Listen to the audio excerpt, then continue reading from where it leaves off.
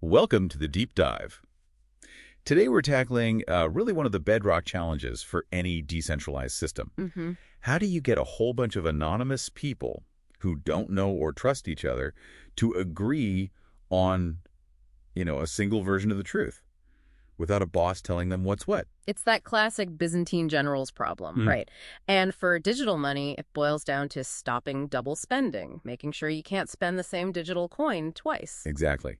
So our mission today is to really dive deep into how the two giants of blockchain solve this. Bitcoin with its Nakamoto consensus and Ethereum with Gasper. And they take wildly different routes to get there. Totally different philosophies. Yeah. We want to unpack their sort of rules of the road, the core ideas, and the trade-offs they end up making. Yeah, it's fascinating because they both aim for trust, right? Unshakable digital trust, but how they build it, completely different foundations. Okay, so let's start with Bitcoin. Most people have probably heard about the longest chain rule. Right, that's the common shorthand. But that's really just scratching the surface, isn't it? The key insight, and this is crucial, is that it's not just length. It's the cumulative computational work, chain work. Precisely. It's about the total amount of verifiable energy, essentially, that's gone into building that chain. And why is that distinction so important? Why not just count blocks? Well, think about difficulty adjustments. Bitcoin mining difficulty changes. An attacker could theoretically mine a whole bunch of really easy, low difficulty blocks very quickly. So they could make a longer chain, but it wouldn't have taken much real effort. Exactly. It would be cheap to produce. By forcing nodes to follow the chain with the most work, the heaviest chain, Bitcoin ties its security directly to, well, real-world economic cost. You mean electricity, powerful hardware? Yep. Massive amounts of it. This makes things like Sybil attacks, where someone tries to flood the network with fake identities, incredibly expensive. Because each identity still needs to do the actual costly proof of work. You can't just spin up digital ghosts for free. Right. You need real power, real resources. It grounds security in something tangible, something physically costly. Okay, so security is tied to this immense physical cost. What does that mean for knowing when your transaction is, truly final, set in stone? Well, Bitcoin offers what we call probabilistic finality. Right. It's not an absolute guarantee, technically. That's where the 6 confirmations idea comes in. Usually about an hour. Roughly, yeah.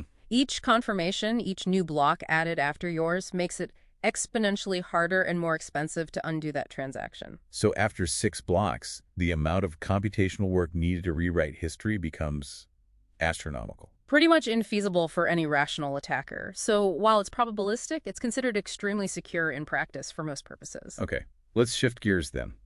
Ethereum. They famously moved away from proof of work to proof of stake. Why? Several big reasons driving the merge.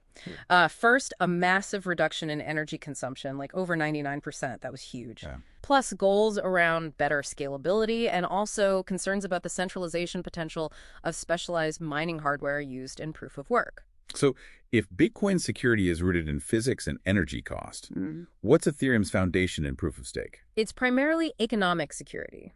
Validators, the ones who propose and confirm blocks, have to lock up or stake a significant amount of their own ETH. Skin in the game. Exactly. Serious skin in the game. It creates this powerful incentive to act honestly because you stand to lose your stake if you misbehave. And how serious is that threat? What happens if a validator does try to cheat? That's where slashing comes in. It's the ultimate penalty. If you're caught doing something malicious, like trying to finalize conflicting blocks, the network automatically destroys a portion, potentially a large portion of your staked ETH. Ouch. So it's not just missing out on rewards, it's actively losing your capital. Right. It makes attacking the network incredibly costly and self-destructive for a validator. And how does Ethereum decide which chain is the right one and achieve finality faster than Bitcoin? It uses a more complex fork choice rule called LND Ghost. It relies on explicit votes or attestations from the vast majority of validators. This system, combined with something called the Casper FFG finality gadget, allows Ethereum to achieve a much faster sort of deterministic finality. Deterministic meaning.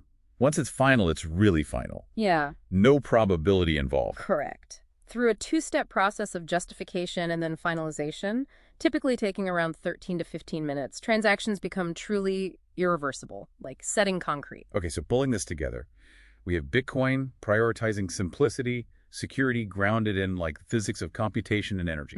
Rooted in thermodynamic cost. And then Ethereum, embracing a bit more complexity, aiming for performance, energy efficiency, and basing its security on crypto-economic incentives and penalties. High-stakes game theory almost. That's a good way to put it. And you see the impacts clearly. Ethereum's POS is vastly more energy efficient. Huge difference there. And their finality models suit their use cases. Bitcoin's hour-long probabilistic finality works well for its role as, say, a global settlement layer for large value. Whereas Ethereum's quicker, deterministic finality is pretty crucial for its ecosystem of DeFi apps, NFTs, where you need faster, guaranteed transaction settlement. Exactly. Different needs, different approaches. So thinking about these two very distinct paths, Right. one tied to physical work, the other to economic stakes, it really makes you wonder, what do you think, looking forward, is the most robust foundation for securing these decentralized systems? That's the big question, isn't it? Yeah, are there new vulnerabilities we haven't seen yet in either model? Or new opportunities as they keep evolving? It's something to keep thinking about.